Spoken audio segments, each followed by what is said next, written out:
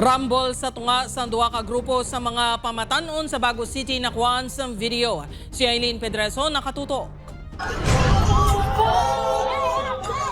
Sa video nga kuha sa residente sa Barangay Caridad, Bago City, makita nga ginalagas ang lalaki nga nakapantalon, ginsundan ini isang paghabuyan na isang botelya.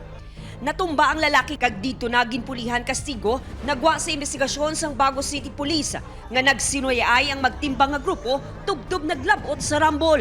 Nag-exchange sila sang something nga ginagahinabuyan na ma'am no. Base sa aton nga pag pangusisa man no is may mga ganggang sabi ang mga hobinis after na nga natabo ang insidente. Mostly involved sa rambulan sa rambol is sa mga minors no.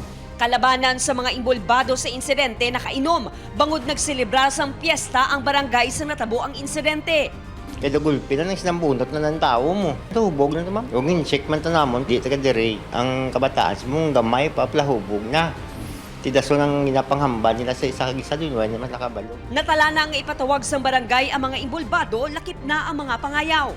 Nagpahanumdom ang otoridad sa mga pamatanon kung mahimo, mag-enjoy lang sa okasyon kag likawan ang pag-abusar. Aton man mga hobines, wala kita ginakartil sang aton nga enjoyment kag socializing, but then again, pilion man aton ang aton nga ginaupdan nga grupo nga hindi makatag sang trouble kag problema sa aton.